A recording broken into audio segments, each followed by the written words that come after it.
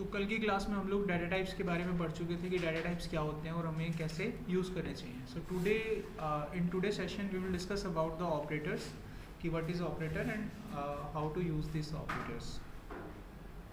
देखो, ऑपरेटर्स जो होते हैं वो बेसिकली सिंबल्स टाइप होते हैं. उनका बेसिक काम होता है किसी भी डाटा के ऊपर किसी भी तरह का ऑपरेशन परफॉर्म करना.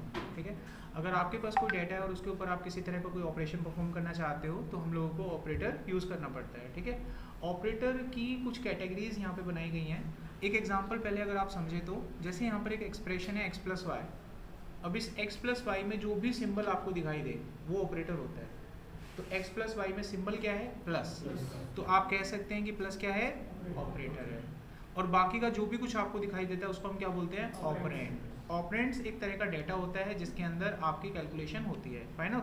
और ये कैलकुलेशन करता कौन है? ऑपरेटर करता है. हर ऑपरेटर का अपना एक ऑपरेशन होता है. ऑपरेटर से पता चलता है कि किस तरह का आंसर हमको मिलने वाला है. अब जैसे प्लस का साइन है, आपके दिमाग में तुरंत आएगा ये नंबरों को जोड़ रहा है. अगर यहाँ माइनस का साइन होता है तो आपको समझ में आता है कि ये हमारे नंबरों को आपस में माइनस कर रहा है, यानी घटा रहा है. समझ रहे हो? तो ये ऑपरेटर होता है. तो आज के सेशन में मैं आप लोगों को ऑपरेटर की पहचान बताऊंगा कि किस ऑपरेटर का क्या काम होता है. ओके,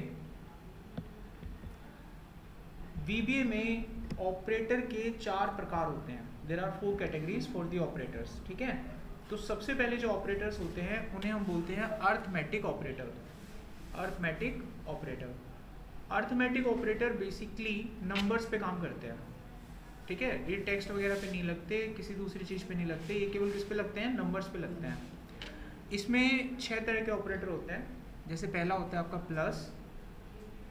ठीक है, आमतौर पे 5 ही मानते हैं लेकिन देखो, प्लस हो गया. पहले ऑपरेटर के नाम लिख लो खाली प्लस, फिर मैं इसका एक प्रैक्टिकल करके आपको दिखाऊंगा. ठीक है, प्लस हो गया. दूसरा होता है माइनस, ये घटाने का काम करता है, प्लस जोड़ने का काम करता है. तीसरा ऑपरेटर होता है डिवाइड, ये नंबर को डिवाइड करता है और जो भी भागफल होता है वो आपको देता है. ठीक है, जो भी डिवाइडर होता है वो आपको दे देता है. इसके बाद हमारे पास नंबर आता है जिसको हम लोग बोलते हैं मल्टीप्लाई. ये गुना करता है, एक नंबर को दूसरे नंबर में गुना करके आपको देता है, मल्टीप्लाई करके देता है. लास्ट में आपके पास एक ऑपरेटर आता है जिसको बोलते हैं मोड. ये रिमाइंडर देता है. जैसे 10 को 3 से भाग करोगे तो रिमाइंडर कितना आएगा? 3 1 आएगा. तो ये आपको रिमाइंडर बताता है. इसका एक प्रैक्टिकली हम सिस्टम पे देख लेते हैं करके. तो हमें नॉर्मल एक्सेल जैसे हम ओपन करते हैं वैसे हमने ओपन किया और एक्सेल को तो हमने यहाँ साइड में लगा दिया. फिर डेवलपर टैब पे जाके यहाँ से VBA ऑन होता है. VBA पे जो कोडिंग करते हो ना, ये लगभग कोडिंग ऐसी ही होती है जैसे पाइथन में करते हो. जैसे किसी ने पाइथन में कोडिंग किया होगा, बिल्कुल वैसे ही मिलता जुलता होता है. आप में से जैसे पीछे 2 बच्चों ने हाथ ऊपर किया था तो वो लोग ऑपरेटर पढ़ चुके होंगे. पाइथन में पढ़ लिया ऑपरेटर. ठीक है, कहीं मेरे को पूछना होगा तो मैं आपसे पूछूंगा ऑपरेटर. ठीक है ना, थोड़ी हेल्प के लिए कि ये ऑपरेटर कैसे काम करता है. ओके, अब पाइथन पढ़ा है, पाइथन तो इससे बहुत ऊपर होता है. अब आपने पाइथन में पढ़ा है तो उसको पूछने के लिए. ठीक है भाई, देखो हम यहाँ पर क्या करेंगे, एक कोड बनाएंगे. कोड बनाने के लिए हमको यहाँ पर क्या बोलते हैं, मॉड्यूल ओपन करना पड़ेगा. बिना मॉड्यूल के कोड नहीं बनता. कहाँ पर मिलता है मॉड्यूल? इंसर्ट में जाके.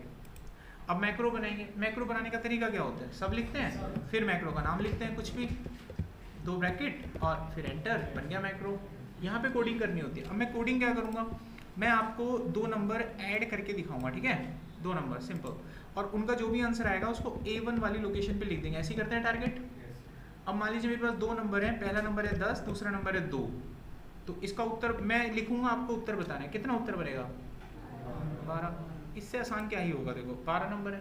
अच्छा, अब मैंने दूसरा लिखा यहाँ पर A2 और यहाँ पे मैं लिखा 10 - 2. कितना बना? 8. अर्थ समझ में आ रहा है ना? माइनस मतलब घटा रहा है, प्लस मतलब जोड़ रहा है. सिंपल है. अच्छा, मैंने यहाँ पर तीसरा एक ऑपरेटर लगाया. मैंने यहाँ पे लिखा 11 / 2. कितना बना?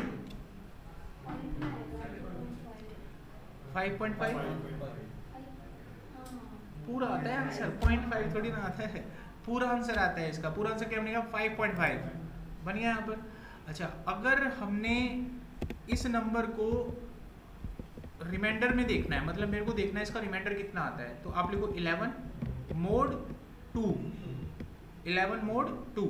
तो 11 को 2 से भाग करो, पूरा नहीं भाग होगा, जो रिमाइंडर बच जाएगा वो आ जाएगा. तो रिमाइंडर कितना बचेगा? 1 बचेगा. तो इसका उत्तर 1 मिलेगा आपको.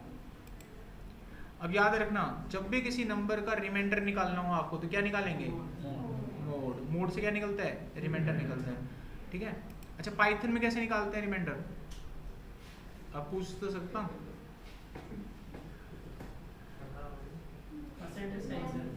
हाँ परसेंटेज के साइन से कैसे निकलता है रिमाइंडर, परसेंटेज के साइन से, पढ़िए पाइथन, परसेंटेज का साइन यूज होता है, उससे क्या निकलता है हमारा रिमाइंडर निकल के आता है। अच्छा अगर मैं यहाँ पर ये वाला साइन होता है वो ये वाला, इससे निकलता है उसमें रिमाइंडर। अच्छा यहाँ पर अगर मैं इस तरीके से लिखूँ, ये तो बता ही दोगे आप, 11 × 2 कितना बनेगा 22। बताओ ये होते हैं अर्थमेटिक ऑपरेटर, कोई दिक्कत इनमें, समझ में आ गया, जमा घटा गुना भाग आप कर लोगे, डिवाइड वगैरह से क्या निकलता है क्या नहीं निकलता है, लाइक दिस। चलो अब बढ़ते हैं हम अपने अगले क्वेश्चन पे, जिसमें हम लोग पढ़ेंगे कंपैरिजन ऑपरेटर। कंपैरिजन ऑपरेटर क्या होते हैं एक बार देखो। कंपैरिजन, ये जो कंपैरिजन ऑपरेटर होते हैं बेसिकली इनका यूज किया जाता है जब भी आपके पास कोई डेटा होता है, मान लीजिए आपके पास 2 डेटा हैं अलग अलग और उन डेटा को आपस में आपको कंपेयर करना है। तो जब आपको डेटा कंपेयर करना होता है तो कौन सा डेटा लेंगे हम, कंपैरिजन ऑपरेटर लेंगे। जब 2 डेटा को आपस में कंपेयर करते हो ना तो ये आपको रिटर्न करते हैं ट्रू या फॉल्स। क्या रिटर्न करेंगे आपको बदले में, ट्रू या फॉल्स। अगर डेटा आपके मन मुताबिक छोटा है, बड़ा है, बराबर है, ऐसा कुछ है तो ये आपको रिटर्न करेंगे ट्रू, और नहीं तो आपको रिटर्न करेंगे फॉल्स वैल्यू, ठीक है, ट्रू या फॉल्स। एक्सेल की लैंग्वेज या मशीन की जो भी लैंग्वेज होती है उसमें ट्रू का मतलब 1 होता है और फॉल्स का मतलब 0 होता है, ठीक है, ये ध्यान रखना। ट्रू मतलब 1 होता है, फॉल्स मतलब 0 होता है आपका। तो सबसे पहला इसमें जो ऑपरेटर आता है उसको हम लोग बोलते हैं इक्वल टू ऑपरेटर। क्या बोलते हैं उसे हम, इक्वल टू ऑपरेटर। ये 2 डेटा को कंपेयर करके बताता है कि दोनों बराबर हैं कि नहीं है। अगर बराबर होंगे तो ट्रू आएगा आंसर, और बराबर नहीं हुए तो फॉल्स आंसर आएगा। ये होता है नॉट इक्वल टू। यहाँ पर ये वाला साइन नॉट इक्वल टू का यूज किया जाता है, ठीक है। मैथमेटिक्स में नॉट इक्वल टू का कौन सा साइन यूज करते थे, आपने मैथ पढ़ा है ना 10वीं क्लास का, जब हम लिखते थे कुछ कि कैसे इक्वल टू करके बीच में से स्लैश करते थे। पाइथन में नॉट इक्वल टू के लिए क्या यूज होता है, देखो कोई सवाल अलग तो नहीं पूछा ना, वही तो पूछ रहा हूँ। अब इसने सही बताया, मैंने ओके करा था ना इसको। एक्सक्लेमेशन देन इक्वल टू, हाँ एक्सक्लेमेशन देन इक्वल टू, ये करेक्ट है। एक्सक्लेमेशन देना है देन इक्वल टू देना है। अच्छे से करो, तो ये बच्चे बता रहे हैं, तुम क्यों नहीं बता पा रहे हो? तो ये नहीं पढ़ते, वो तो कह रहे पढ़ते हैं, नहीं आप क्लास लेते हैं ना भाई। अच्छा देखो यहाँ पे, तो ये कौन सा साइन हो गया हमारा, नॉट इक्वल टू का साइन हो गया, ठीक है। अच्छा ये होता है ग्रेटर देन, कोई वैल्यू बड़ी है तो हम ये वाला साइन लगाते हैं, और कोई वैल्यू अगर बड़ी या बराबर होती है तो हम ये वाला साइन लगाते हैं, ठीक है। और कोई वैल्यू अगर छोटी होती है तो हम ये वाला साइन लगाते हैं, कोई वैल्यू अगर लेस देन है तो हम ये लगाएंगे, और लेस देन इक्वल टू है तो हम ये वाला साइन लगाएंगे, करेक्ट। अभी हम इसका प्रैक्टिकल देखते हैं। आप लोगों के सामने मैं 2 वैल्यू को आपस में कंपेयर करूंगा, आपको जवाब देना है सही या गलत, यानी ट्रू या फॉल्स, ठीक है भाई। Now let's start. एक मैक्रो बनाया, मैक्रो नंबर 2, ठीक है। ये मैंने ब्लॉक बना दिया A1, और मैंने यहाँ पे लिखा कि जो 1 है, ठीक है, मैंने लिखा 1 जो है ना is equal to 2, it's true और फॉल्स, श्योर, ठीक। ओके अगला क्वेश्चन यहाँ पर, अगर मैं लिखता हूँ ऐसे कि 1 is not equal to 1, false पक्का, हाँ, क्योंकि मैंने बोला कि 1 1 के बराबर नहीं होता, फॉल्स हो गया ना। ये देखिए ये नॉट इक्वल टू का साइन होता है, दैट्स व्हाई। अच्छा मैं अगर यहाँ पे लिखता 2 is not equal to 1, it's true, हाँ इट्स ट्रू। ये कर लो सारे के सारे ऑपरेटर, फिर रैंडमली एक बच्चों को सिलेक्ट करके पूछूंगा। अभी तो बच्चों की भीड़ में बोल रहे हो आप, कुछ भी बोलोगे चलेगा। फिर रैंडमली जब सारे ऑपरेटर हो जाएंगे ना आपके चारों कैटेगरी के, फिर रैंडमली पूछूंगा किसी 1-2 बच्चों से, ठीक है। गलत होगा तो दिल पे मत लेना, कोई बात नहीं, गलत हो जाता है बच्चों से, ठीक है भाई। आगे किसमें, कल की वीडियो में ना मैंने एक्स्ट्रा बना के दे दिया था आप लोगों को, पढ़ाया नहीं था ये मैंने, ठीक है। द पॉइंट इज दैट कल जो रिकॉर्डिंग था ना वो सही से चला नहीं मेरा, तो मैंने वो दूसरा वीडियो दे दिया था, जो मैंने पहला कोई पुराना लेक्चर लिया था उसका वीडियो दे दिया था आपको, उसमें वो रिकॉर्डेड था सारा, ठीक है, उसमें आवाज़ भी साफ आ रही होगी। अच्छा देखिए अभी मैं यहाँ पर लिखता हूँ 2 जो है इज अ ग्रेटर देन 2, पक्का, ओके। अच्छा मैंने फिर से लिखा यहाँ पर 10 is less than equal to 10। True, good. अच्छा, हमने लिखा कि 10 is less than 8। False, okay. अच्छा, हमने लिखा -5, ध्यान से देखना, -5, ठीक है, is greater than equal to -8।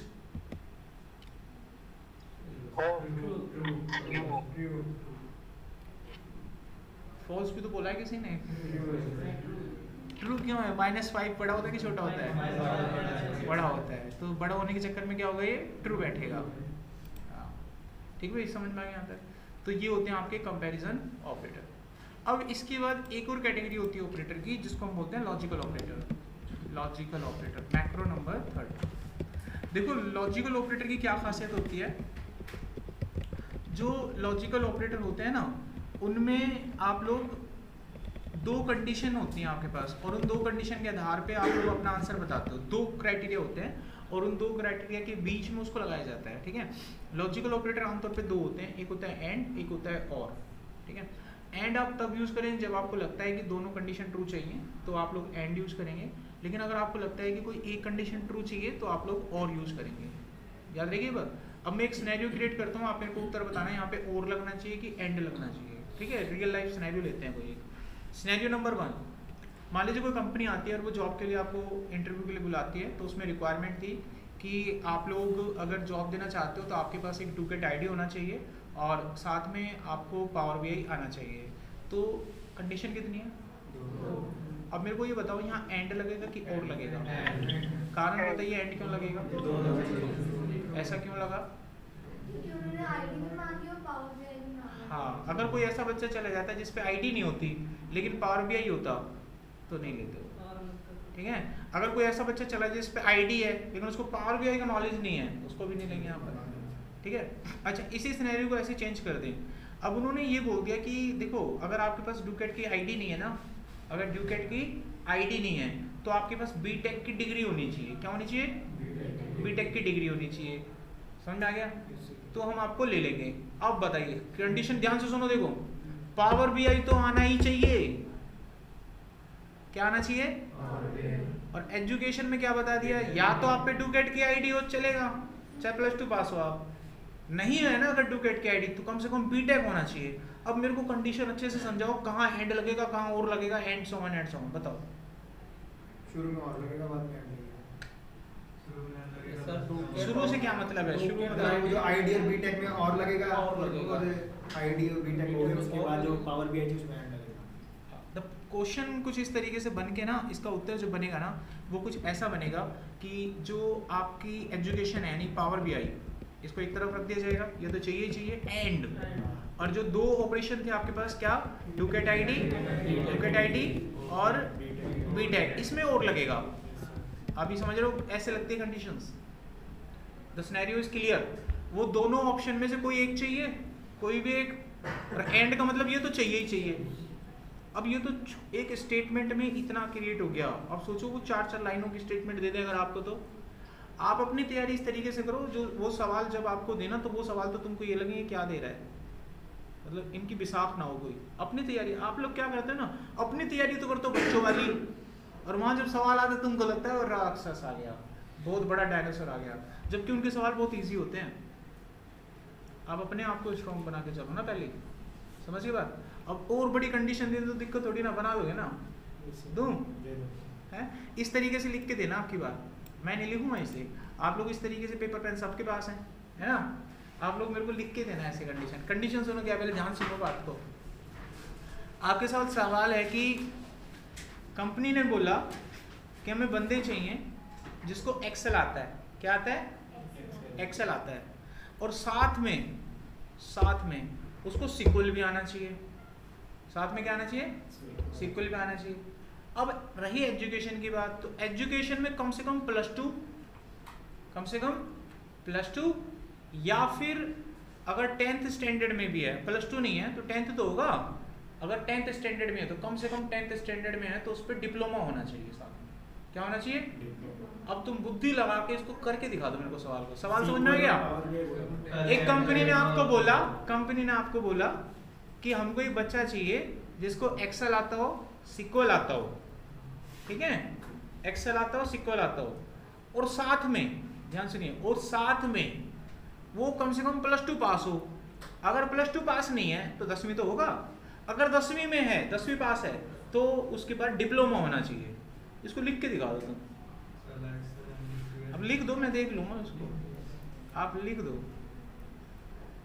और खच्चे से उड़ेंगे ना दिमाग, अरे ऐसी 4-5 तुम प्रैक्टिस करके जाओगे, अब कोई पूछेगा तो अब छोटे मोटे सवाल ही पूछते हैं, वो तो निकाल ही दोगे। सबका ठीक बनेगा ऐसा नहीं है, देखो या सीक्वल या एक्सेल में से एक चाहिए ना, या दोनों चाहिए? दोनों चाहिए। काम पर मैं तो समझा दो दे। सर कमेंट में लिखा है, एक बार देखना चाहिए। यहाँ गड़बड़ करेगी। कमेंट्स में लिखा है, कमेंट्स